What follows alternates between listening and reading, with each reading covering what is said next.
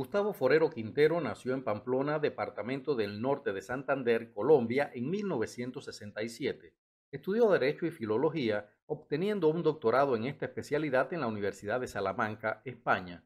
Ha publicado las novelas Desaparición, 2013, sobre el drama de los desaparecidos en Colombia, Amantes y Destructores, una historia del anarquismo, 2019, sobre la vida del anarquista colombiano Biófilo Panclasta, y El Innombrable, 2021, una obra que, como él define, cuenta el drama de una mujer enfrentada a la historia. Como profesor de la Universidad de Antioquia, Forero inició el proyecto de extensión Medellín Negro, que desde 2010 cada año realizó un congreso internacional de gran éxito que se convirtió en uno de los más importantes eventos teóricos sobre la novela negra y de crímenes en Latinoamérica. Actualmente reside en Alicante, España. Gustavo, yo quisiera comenzar con algo que me parece que es muy importante marcar desde el inicio. Tú eres colombiano, vives en una tierra que ha producido una de las literaturas más poderosas en lengua española. Tenemos también esa cumbre de la lengua que es justamente el Gabo, Gabriel García Márquez, a quien tuve el placer de conocer y de disfrutar de su amistad. Y la pregunta que yo te haría primero que nada ¿es realmente un reto ser escritor en Colombia? Pues sí, así como lo planteas, a mí por supuesto que lo es. No solamente está García Márquez, sino también Fernando Vallejo, Darío Jaramillo, ahora Juan Gabriel Vázquez, bueno, Santiago Gamboa. Hay una cantidad, Laura Restrepo, y sería interminable la lista. Y creo que en esos términos es todo un reto. Sin duda todos somos hijos de García Márquez y todos hemos renegado del padre en algún momento, y yo creo que yo soy uno de los renegadores. Creo que García Márquez es un estupendo escritor, sin duda. Yo nací y me crié con 100 años de soledad. 100 años de soledad es una de las obras emblemáticas del país, pero también es una obra que tiene mucho que ver con nuestro espíritu nacional, si eso existe, con nuestra sensibilidad, y creo que eso nos incluye a todos, y eso está siempre por debajo de nuestra producción, claro que sí. Una pregunta, y por eso creo que hay que decir algo. Tus novelas, todas, por lo menos las dos que yo conozco, que son justamente Desaparición y Amantes y Destructores, son novelas que no son novelas clásicas. E incluso mucha gente dice que tú eres como una especie de arquitecto de la literatura que te gusta construir. Creo que eso hay que separarlo y hay que decirlo como una característica de tu literatura. Eres un escritor, por lo menos desde mi perspectiva, que intenta dar una especie de poliedro de todas las variantes posibles sobre una misma historia. Lo he visto, por ejemplo, en Desaparición, lo vi también en Amantes y Destructores, después vamos a hablar sobre eso, y eso te convierte como una especie de rara avis dentro de la literatura colombiana, con lo cual para mí es algo elogioso saber que aunque existe una corriente, hay una especie de estilo propio, de camino propio que tú has intentado recorrer en ese caso. Hablemos entonces de la génesis, cómo surge y por qué razón tú escribes esa primera novela que es Desaparición.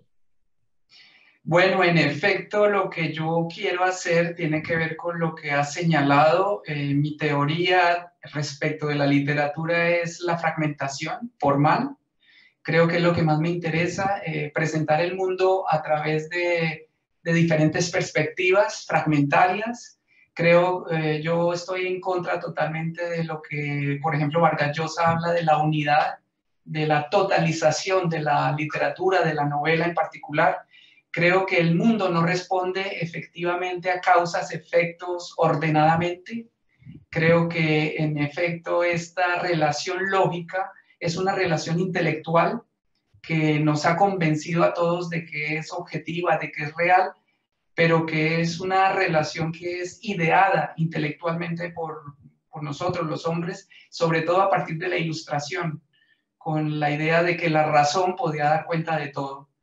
Yo creo que a lo que va mi literatura, como sucede también en Desaparición y en las nuevas novelas, es a demostrar o a intentar indagar en esta fragmentación, digamos, social, espiritual, la fragmentación de la sensibilidad también, porque creo que eso es un camino que permite, digamos, hallazgos no solamente de carácter formal, literario, sino también hallazgos que se acercan mucho a lo que yo considero que es la libertad humana, esa idea de que no todo podemos dominarlo, manipularlo, y de que cada ser humano tiene una autonomía, tiene una identidad que debe ser respetada.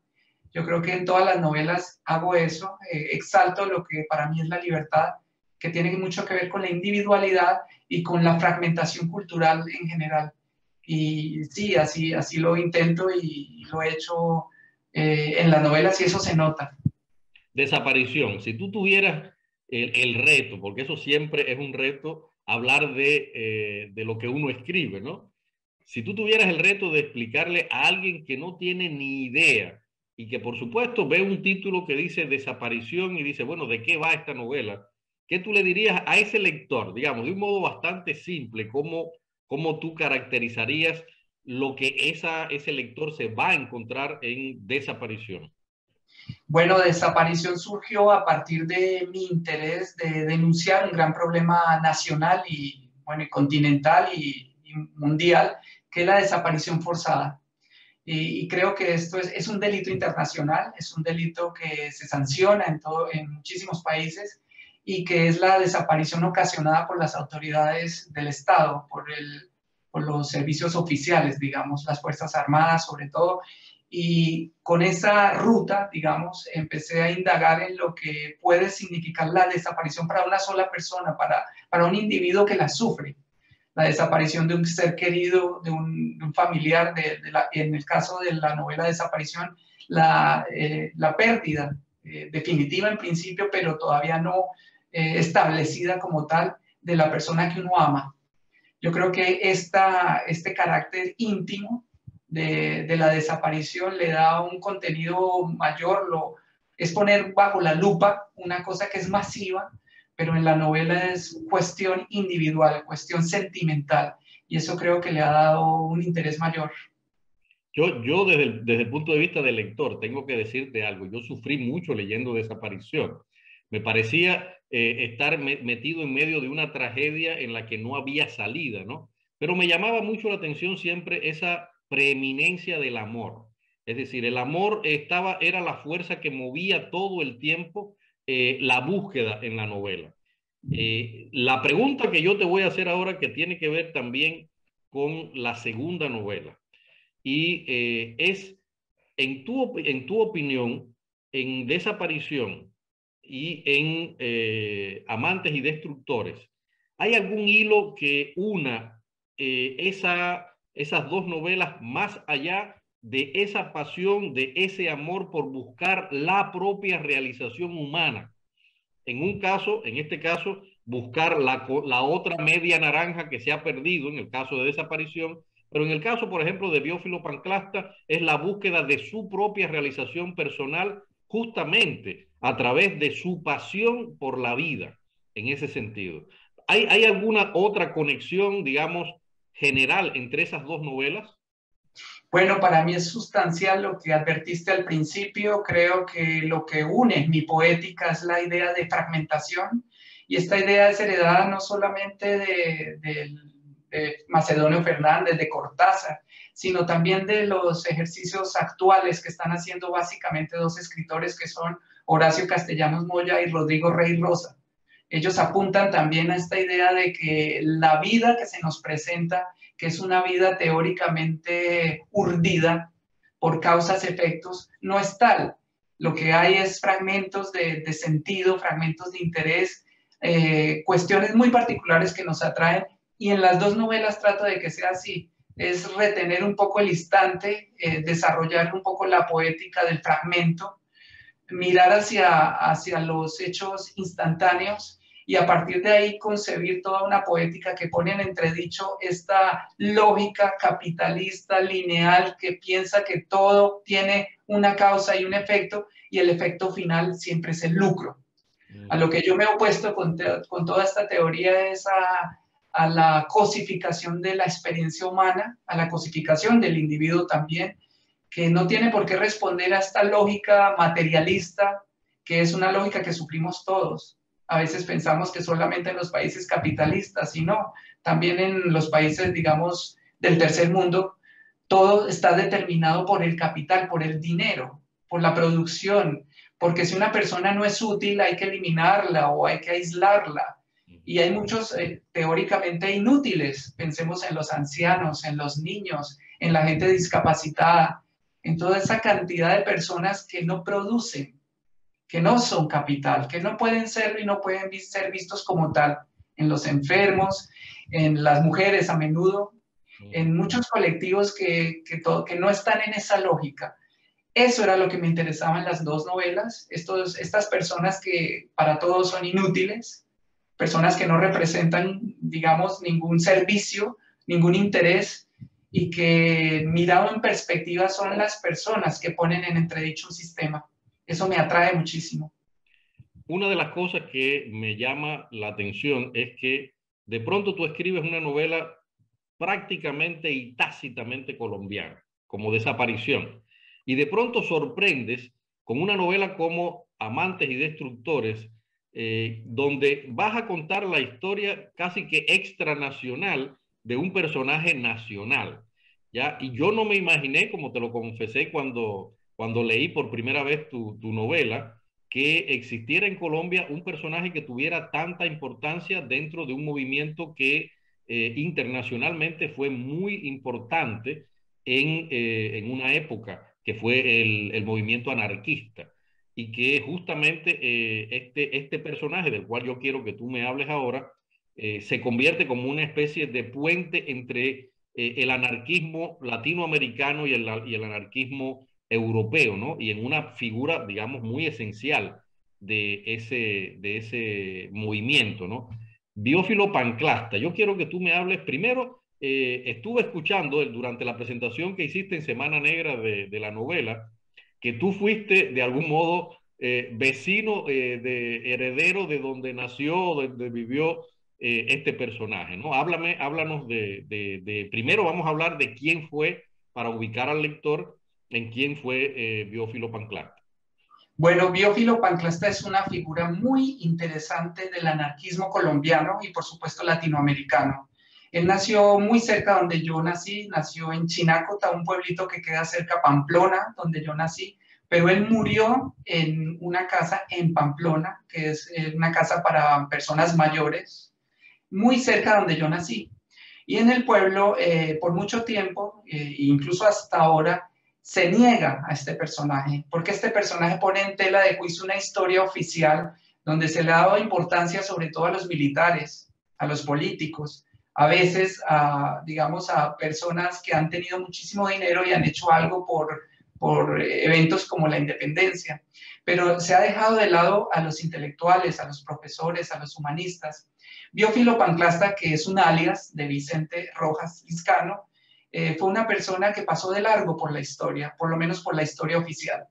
Y en un momento dado, este personaje que es histórico, que vivió y estudió en Pamplona, en mi ciudad, adquiere muchísima importancia. Él nació a finales del siglo XIX, pero su vida política se realizó a principios del siglo XX.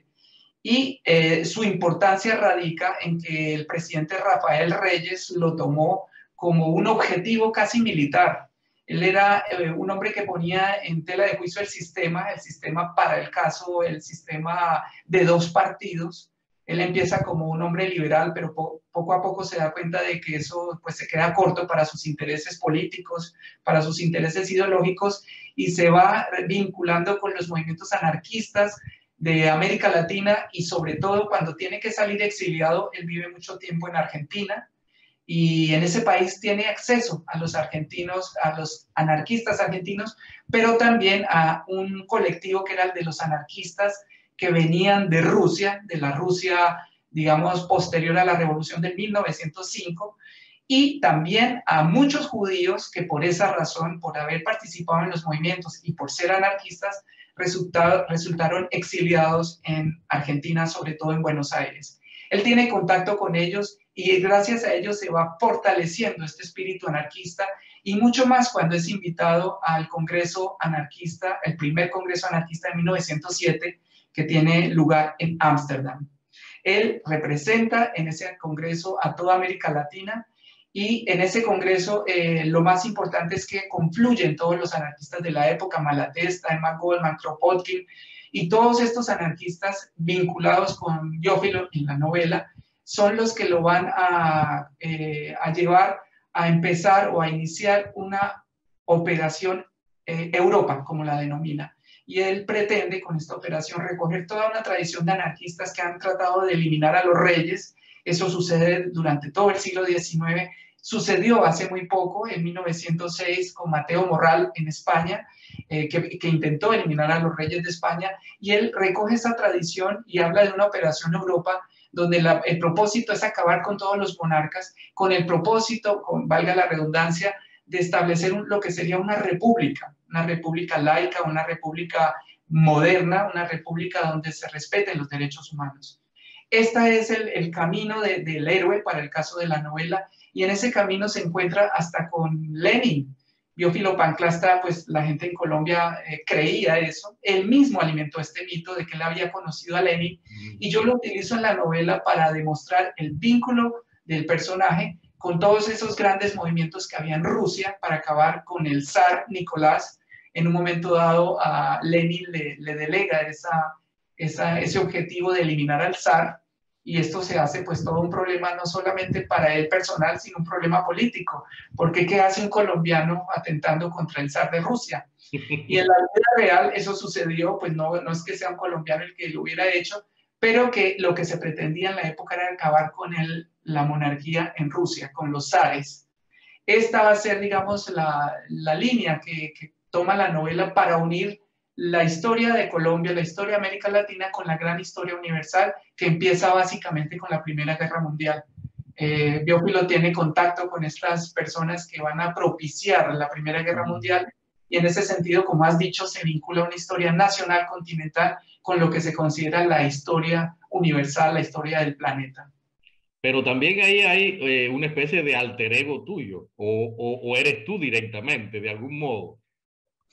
Por supuesto, la novela realiza un paralelo entre la vida de Biófilo y mi vida. Yo asisto a un congreso internacional también en el 2015, y este congreso en que yo participo sucede de forma simultánea al congreso en el que está participando Biófilo Panclasta. Y yo también, como Biófilo Panclasta, llego a Europa en esa época, llego a Barcelona para ver todo un mundo que en últimas me había sido pues extraño, y lo veo de cerca. Tengo acceso a muchos intelectuales del momento que están ahí en Barcelona, a muchos escritores que están presentando sus obras y que están hablando de lo que está sucediendo en ese momento. Es la España también de un poco de la posterior a la crisis del 2008 y del 2010. Todos los intelectuales, los escritores están muy preocupados por lo que está pasando en España en términos económicos.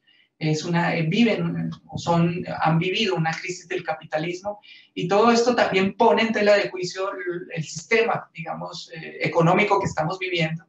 Y el paralelo es perfecto desde mi punto de vista entre lo que se vivía a principios del siglo XX, porque se vivía un verdadero cisma también del capitalismo. Los anarquistas pensaban que ya el sistema iba a caer, que ya el sistema iba a cambiar y se iba a vivir de una mejor manera. Y a principios del siglo XXI también muchos intelectuales plantearon también una crítica radical contra el capitalismo y plantearon propuestas tales como el anarquismo, que era volver a una vida más sencilla, una vida muchísimo más, digamos, orgánica. Hay mecanismos para vivir un poco al margen del capital. Todo esto también se sentía y se siente en la España contemporánea, cosa que se puede parangonar perfectamente con lo que sucedía en esa época del origen también del anarquismo. A mí me da mucho placer, Gustavo, decir y haber escuchado a Ángel de la Calle en la reciente Semana Negra hablar que esa era una novela que tenía que ser leída. Yo creo absolutamente igual. Creo que es una de las grandes novelas escritas en tu país. Lamentablemente, como uno dice, a veces uno quisiera que la literatura se conociera más y se difundiera un poco más. Tuve la suerte y por eso te agradezco mucho que hayas confiado en Ilíada Ediciones, la editorial que yo fundé, esa locura editorial que yo fundé y que dirijo, para darme esa novela que es, en mi opinión, una gran novela, una excelente novela, y como tú bien dices, una novela que tiene lo que toda obra literaria tiene que tener, y es un cuestionamiento de no solamente de la sociedad, sino de hasta dónde hemos llegado y por qué hemos llegado al punto en el que estamos actualmente como seres humanos, como sociedad. Creo que eso es importante en Amantes y Destructores, una novela que yo realmente a todos mis amigos siempre se la recomiendo y siempre hablo muy bien de esa novela como una de las joyas de mi editorial, de la editorial Ilíada Ediciones. Aquí yo quiero entonces pasar de mi proyecto personal, Gustavo, a un proyecto que yo, aunque era de algún modo oficial, vamos a decir, era un proyecto personal. Yo lo considero un proyecto personal que fue justamente Medellín Negro. Y yo quiero que tú me hables de ahora que ya, digamos, de algún modo estás en España, estás lejos de ese proyecto. Primero, ¿por qué la novela negra? Y segundo, ¿por qué hacer un evento donde se pudiera hablar de un género que cuando tú lo fundaste no era un género tan conocido, tan aupado como lo es hoy, por ejemplo, en este momento? Bueno, para volver a mi historia personal y imbricada con lo que sucede en la realidad, para mí fue muy importante mi visita a Santiago Negro y posteriormente a Barcelona Negra, para hilar lo anterior con lo de ahora. Yo creo que al tener uno contacto con ciertas personas, ciertos colectivos, uno se da cuenta por dónde va la intelectualidad, por dónde va la literatura también. Yo me di cuenta de que había muchos escritores planteándose todos estos temas de la criminalidad, de lo negro, de los sistemas políticos, de la crítica al capitalismo, todo esto que para mí era sentido. Yo intenté hacer o traer todo eso que fui aprendiendo en diferentes congresos, en diferentes eventos, y traerlo a Medellín. Medellín en principio era la meca del crimen. Todo el mundo vincula a Medellín con el narcotráfico, a Medellín con la criminalidad, con los sicarios, con toda una tradición literaria también que hace alusión a estos grandes problemas. Yo quería sacar de Medellín lo mejor. Es como dice una canción que a uno si le llueven limones se hace limonada. Yo quería en el centro de la criminalidad y del narcotráfico proponer una respuesta a la criminalidad, pensar la criminalidad, porque considero que la criminalidad no es objetiva. La criminalidad no existe per se. La criminalidad responde a cuestiones políticas, a cuestiones legales, a cuestiones de grupos políticos, y todo eso es lo que justifica en un momento dado las sanciones, que es el elemento más importante de toda mi teoría dentro de la novela que yo llamo de crímenes. Lo que yo ponía en tela de juicio y pretendía que se reflexionara en torno a eso era el concepto de sanción. Yo me he revelado desde que empecé mis estudios en la literatura hasta hoy con mis novelas a esa idea represiva del Estado, a esa idea de que hay que sancionarnos, de que hay que vigilarnos, de que hay que controlarnos. Yo soy un poco como Rousseau, ¿no? Yo creo en la bondad del ser humano, yo creo también como digamos, parte de una tradición cristiana en que el hombre es bueno por la naturaleza y que el hombre está imbuido de amor y que no necesita un Estado que lo esté persiguiendo y que lo esté controlando y que lo esté sancionando. Yo creo que el sistema represivo es excesivo.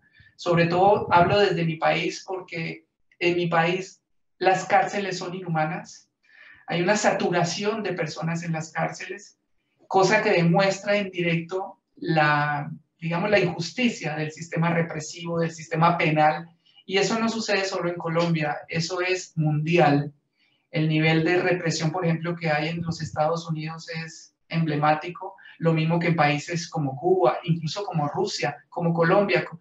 Hay muchísimos países que, en mi opinión, superan un nivel de represión, un nivel de sanción y exageran. A eso se dirigen estas novelas, a plantear una idea sobre todo, lo he dicho ya, de la libertad, de lo que significa la libertad. Yo creo que hay un sentimiento íntimo de libertad que todos tenemos y que cada vez, de una manera u otra, ha sido coartado, ha sido sesgado, es limitado a menudo. Y yo creo que a eso tendía Medellín Negro. Eso quise que fuera un lugar de encuentro también de personas que están preocupadas por todos estos temas y que se solidarizan con muchos movimientos que son libertarios en la humanidad y que representan una respuesta a estos sistemas represivos, a estos sistemas en últimas conservadores que siguen por la línea de esa represiva de la sanción que debe ser, yo creo que todavía puesta en duda. En duda, exactamente. Caemos entonces justamente en tu más reciente novela, El Innombrable. Yo quiero primero que hagamos lo mismo que hicimos con Amantes y Destructores. Si tú tuvieras que presentarle a alguien esa novela con el objetivo de que la compre y se la lea y la disfrute, ¿qué tú le dirías? Bueno, ante todo que es la historia de una mujer que sufre el sistema. Yo para esta novela tuve que hacerme casi un psicoanálisis, llegar a lo profundo, no solamente de mí, sino de lo que yo llamo mi linaje. Era de toda mi historia personal, de la historia de mi madre, de la historia de todos mis ancestros, que curiosamente son en su mayoría mujeres. Tú sabrás, también lo has vivido y en toda Centroamérica se ha vivido el hecho de que las que mantienen los hogares son en últimas las mujeres. Muchos hombres se van, muchos hombres se exilian, buscan trabajo fuera, pero las que se quedan con los niños son las mujeres. Y las que en un momento sufren la historia son las mujeres. Esta novela da cuenta de una mujer que sufre la historia en términos macro y micro.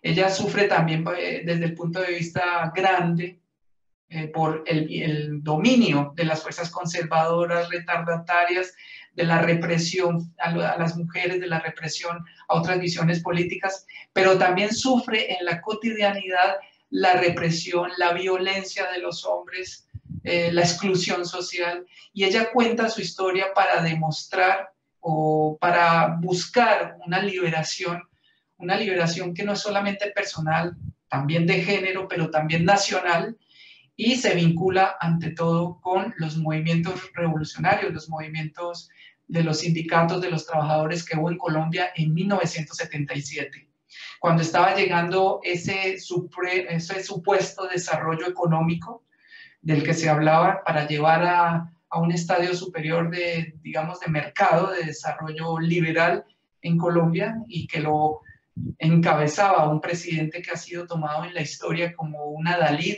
de todos estos movimientos liberales, que es Alfonso López Michelsen, que era hijo de otro presidente, eso para demostrar el carácter oligárquico que todavía impera en Colombia, y que en un momento dado, eso que es tan grande, lo que se hace en la novela es volverlo cotidiano, volverlo doméstico, volverlo personal e íntimo.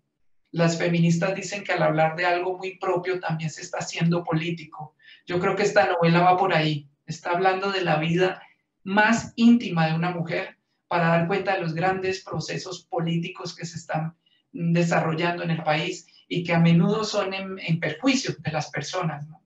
En perjuicio de las individualidades, de las familias y, como he dicho, de muchos colectivos que son verdaderamente vulnerables.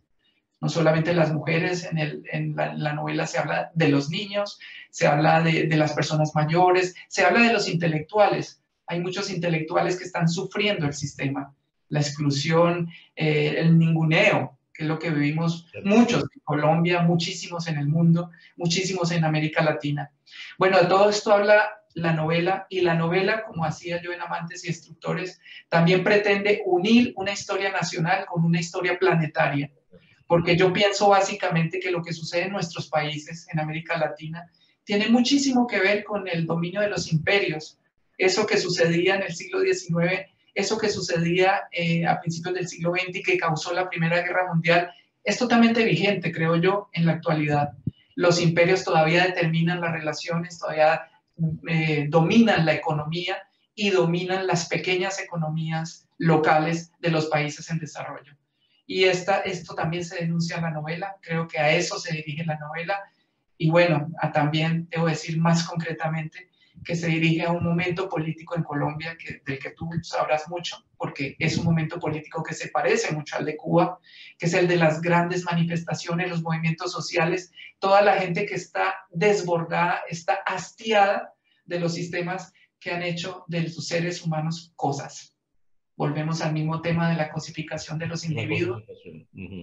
Que los afecta, eso no es una cuestión ideológica, política, es de la vida cotidiana. Las personas no tienen derechos, no tienen salud, no tienen vivienda.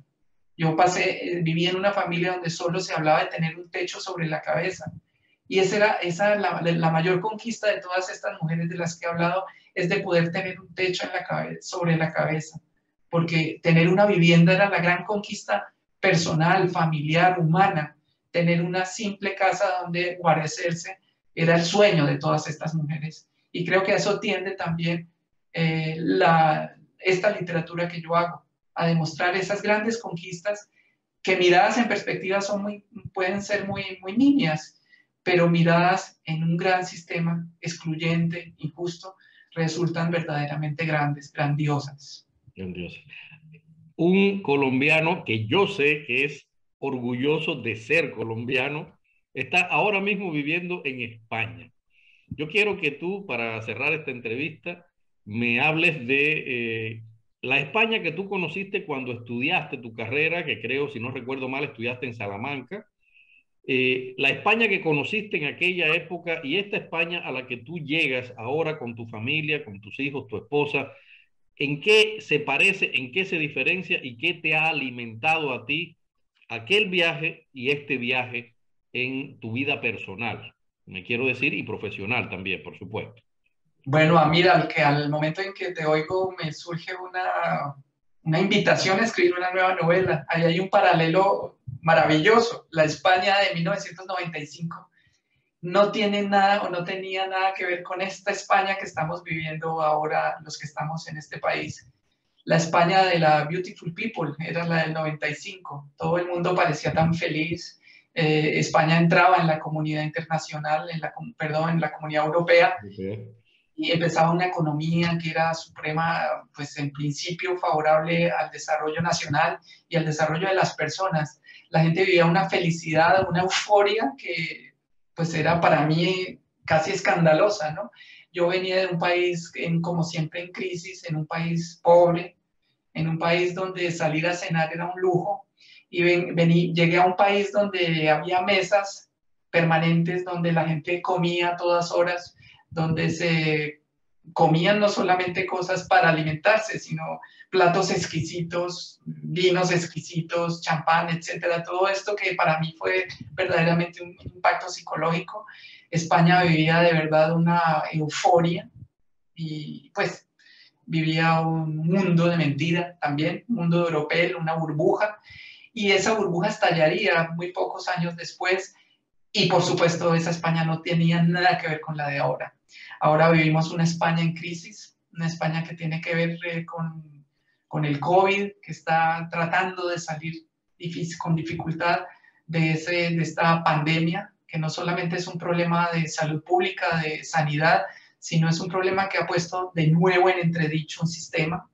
El hecho de que la sanidad se haya quedado corta, el hecho de que España haya tenido tantas víctimas del COVID y que el sistema médico no haya sido capaz de asimilar todo esto que sucedió, demuestra hasta qué punto un sistema económico fundamentalmente puede afectar la vida de los ciudadanos, puede afectar los servicios médicos, puede afectar la salubridad ciudadana y, en fin, todos los problemas que eso acarrea. Por supuesto, no tienen nada que ver estas dos Españas, aunque se mantiene un común denominador y es la hospitalidad española.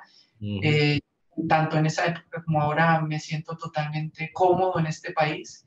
La novela ahora que estoy escribiendo va por ahí. Creo que lo que hacemos muchos latinoamericanos al llegar a España es reconocer una cultura que nos pertenece. Creo que España para mí es entrañable, la siento en mí, no es demagogia, no intento convencer a nadie de esto, yo lo siento, España ha estado siempre en mis venas, de hecho desde que tengo memoria, pues yo amé y amo la música española, no solamente pues el flamenco, las sevillanas, todo esto que, la música celta, todo esto que es España también, y ante todo una idea española que es la idea de la libertad. No en vano en este país se desarrollaron todos esos movimientos anarquistas, todos esos movimientos revolucionarios a principios del siglo XX de los que hablo en Amantes y Destructores. Creo que el hecho de que este país haya sido la cuna de todos esos movimientos dice mucho de España. En España hay una idea de libertad verdaderamente maravillosa, y creo que eso tiene que ver con todos sus intelectuales, con Mariana, con Victoria, con todos esos intelectuales también de la Edad Media, con la Universidad de Salamanca. Hay que también reforzar el hecho de que en Salamanca por primera vez se opuso a los discursos racistas contra los indígenas. Cuando yo llegué también se estaba impulsando todo lo que era la teología de la liberación, que era una teología verdaderamente revolucionaria, enfrentada también con el Vaticano. Todo esto sucedía en Salamanca. Salamanca fue un foco de desarrollo en la Edad Media y sigue siendo un foco de desarrollo actualmente, y lo era en el 95 y lo es hoy. Creo que se pueden hacer muchos paralelos, de verdad es una invitación también a construir una novela en ese sentido. Creo que España es hoy tan maravillosa como debió ser en el siglo XVI, y bueno, pienso que eso es un punto de inspiración para mí como escritor.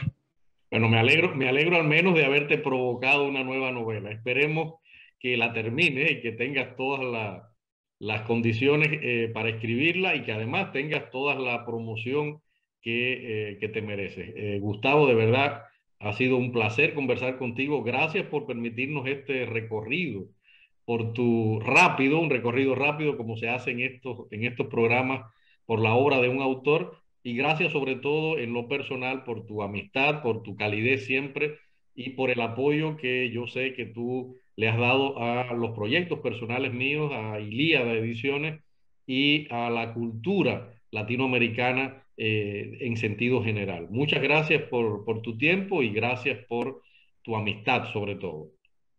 Te agradezco mucho tus palabras, a mí verdaderamente me impactan mucho. Yo creo que lo que hemos construido en tantos años, creo que tienen todos estos frutos una muestra. Esa es también una prueba de nuestra amistad. Para mí ha sido muy, muy impactante, como te digo, conocerte desde hace tanto tiempo y ver que realizas una labor quijotesca, ¿no? Estás construyendo un mundo en el aire también, en el aire del exilio, en el aire también de lo que yo estoy sintiendo, en el aire de nuevos caminos que no estaban hechos. Eso es lo que tú estás haciendo, fundando un camino, construyendo, y eso es muy loable. Lo que haces con la editorial es muy loable, y ojalá que siga fortaleciéndose y que tú te desarrolles también muchísimo más. Eso espero. Muchas gracias. Si te ha gustado este video, suscríbete al canal, comparte con tus amigos en las redes sociales y activa la campanita de las notificaciones para que te avisemos cuando publiquemos un nuevo video. Muchas gracias.